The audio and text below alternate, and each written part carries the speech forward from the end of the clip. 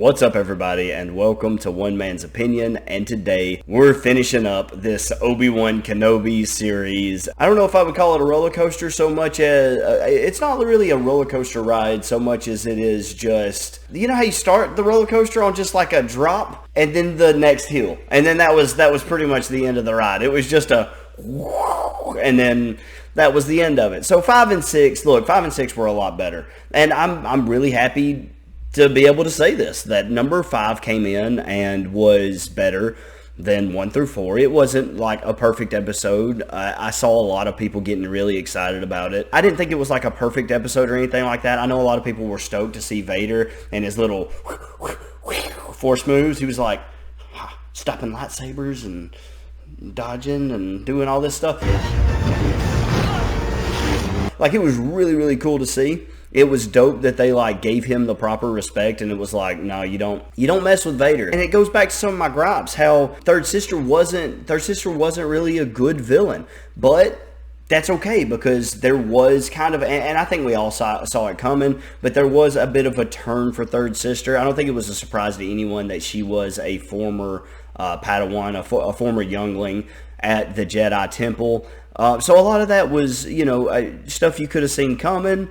I thought that obviously the writing and the direction of the show really took off in 5 and 6. And 5 was a good episode. 6 was astounding. 6 was a perfect episode. Legitimately, I just top to bottom, I only watched it once. I'm sure if I went back and really got nitpicky that I could find something wrong with it somewhere. But I don't want to do that. I'm happy to live in a world where 6, in my mind, was just a perfect episode, where it just gave us everything that we wanted, all season long. And so I have to credit the writers a little bit because I've been bagging on them the whole time. They at least had a destination in mind, right? They at least had like an epic conclusion that they wanted to get to. They knew how they wanted to end the show.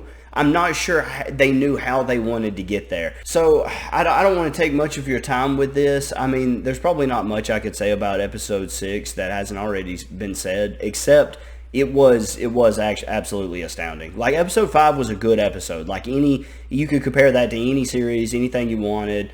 You could put episode 5 up against pretty much anything and be like, no, that's a good episode of a TV series or a miniseries or whatever. Like, I don't see how anybody could have like a whole lot of complaints. I might could see a few. Episode 6 was just downright perfect. It really was. It was so much good. And look, I've got to talk about it at least a little bit. The fight between Vader and Obi-Wan was incredible. I still don't fully understand how Obi-Wan's force powers were like in and out for so long. I don't understand why that was, because he wasn't quite cut off from the force. You could say, well, he was out of practice, but then there were like times where he wouldn't use it at all. He wouldn't even pull his lightsaber. It was like he was scared to. And then other times where he would pull it, quickly and just like be blocking bullets. And like, you could say it was slowly returning to him, but then you got in episode 3 or 4, where he's like holding back a wall of water, that was episode like 3, I think. But anyway, it just like that would take a lot of force power to do it. And so like, yeah, there were still issues with his force powers throughout the series, but it was good to see him have like his full powers back. The fight was really, really great. One of my favorite moments is such a small thing that I don't know a lot of people would have noticed, but there was a moment where Obi-Wan and Anakin, Darth Vader, are kind of like going back and forth, and Darth Vader does the swing around to the side, and Obi-Wan hits that behind the back block that he does that all the time, like in the movies. Like, if you pay close attention, like that's like as close to a signature Obi-Wan move as there is. And what I love about it is like Vader knows him well enough that move is coming because he's seen it a million times probably. And so Obi-Wan gets the block and Vader just like hits him in the face. Like, I knew the behind the back block was coming, so pop, there it is right in the mouth. It was one of my favorite moments because it showed so well how well these two knew each other. How many times have they fought? How many times have they sparred? Sometimes life or death situations, sometimes just for training purposes. But these two have fought so much in their lives. They know each other so well that they can read their moves beforehand. And so I thought that was a really cool moment. Obviously, we got like Obi-Wan using the Force in like a way that I think we've only really seen like in video games or in comics or in some of the animated series. To see that live action where, all the rocks and the pieces of the mountains and the debris were just like flying in, that was really cool. I'm glad we finally got to see like Force use to that level. And so like there was some good fan service in this thing. There was some stuff that I think they knew the fans wanted to see. And yeah, they waited and put it all in the last episode. Did it make it worth the ride? Well, we'll talk about that a little bit when we go into rating it. But as far as just like closing off episode 6 goes, obviously I think it was an amazing episode. As far as Qui-Gon Jinn goes, as far as the reveal right at the very end, because I was already getting fired up. I was like, they have teased this the whole time and they're not going to show him. They're not going to bring him in. Like Obi-Wan's been like talking to his master, like, oh master, I need help with this. I don't know what to do. Obi-Wan's been doing that all series long, and they're not going to have Qui-Gon. Like I was already asking, like, okay, was there like a scheduling conflict? Did they plan on doing it and it wasn't able to happen? Were they not? Was it a budget issue? They couldn't pay Liam Neeson to come do it, or with COVID and everything, maybe there was like a they couldn't get him onto set. They couldn't get him to record the spot. I don't know, but like I was already in my head like prepared to dog that aspect of it, and then right at the last second they drop him in. I'm glad they dropped him in, and it did kind of leave it open to another series, which I would be, let me go ahead and say right now, I would be very open to watching another Obi-Wan series. I would be happy to watch another one.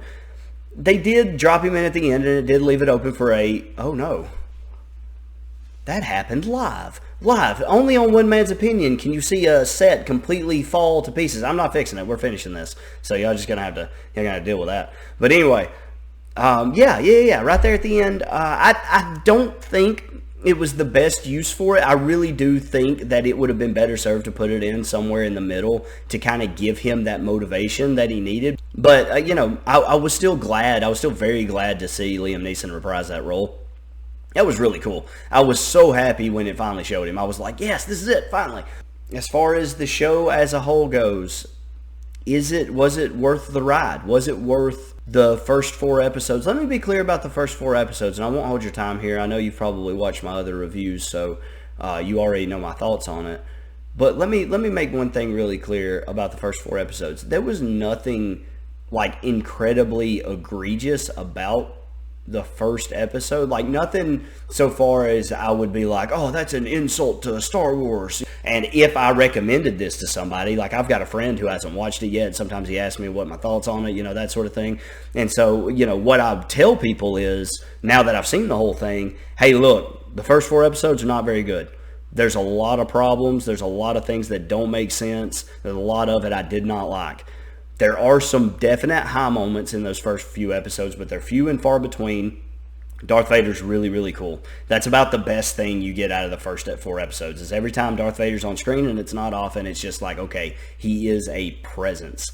They brought back the High Inquisitor. I should have said that sooner. In episode 5, that was huge for me because I was already giving up on that guy, and I'm so glad they brought him back, and I'm so glad he's still alive, so that, if they do decide to move on with this, be it Obi-Wan's story or an alternate story that branches off of this one that we got, they will have that High Inquisitor role filled. Like he's still there. He can still be that kind of underboss to Vader. Still a very intimidating character. So I thought that was really good. But yeah, I think I would say, but the last 2 episodes are really good. In particular, the 6th episode is astounding. So I think it is worth the watch in the end. But just be prepared to kind of slog through the first few episodes, and then it'll kind of slowly start to pick up. As far as going forward now, we've talked about the series at length. Going forward, I don't expect an Obi-Wan series like a part 2 super soon. And I haven't read up on anything, if they're planning on doing anything. I don't know what the plans are, so this is just me spitballing. What I imagine is that you would get a third sister spinoff. And I imagine that she will end up going up against the High Inquisitor, and I imagine she will end up killing the High Inquisitor, but then dying at the end, perhaps at the hands of Vader. I imagine that, because they made this story, it was an Obi Wan Kenobi series, and it was very much his story, but it was also Leia's story, and it was also Third Sister's story. Okay, those are your 3 like main people that got character arcs in this. And I would say Vader actually had a pretty good arc in this too. A lot of emotion mixed in there with Vader, which I thought was really good. Depth to the character, also still being that intimidating presence. They really captured Vader super, super well. Now, that's like one of the highlights of the series for me. I think they captured Vader perfectly from start to finish. That's about the only thing they did great from start to finish, but that was the one thing. But I'd expect the next series we see that is in any way connected to the Obi Wan series would be a third sister series, and I'll go ahead and say, yeah, I'd watch it. I'll say it again. Moses Ingram did a fantastic job with the character. She's a fantastic actress. She did really, really well. I liked her a whole lot. I just didn't like the writing for the character. I'm not going to go back into it. If you've seen my other two, then you know my thoughts on this character, but I just think that with a little tweaking, she could be a very, very interesting character. We have this like former youngling who has grown up with all this hatred and vengeance, and then at the last moment couldn't quite pull the trigger, and now she's going to have to go through this journey where even maybe she goes back to Obi-Wan for a little bit of tutelage, but she seems like kind of a lone wolf character, so I don't think she would do too much of that. She's probably going to go out, kind of try to find her own way. Maybe we see her find Mace Windu, because a lot of people have been waiting on Samuel L. Jackson to come back into this series somewhere.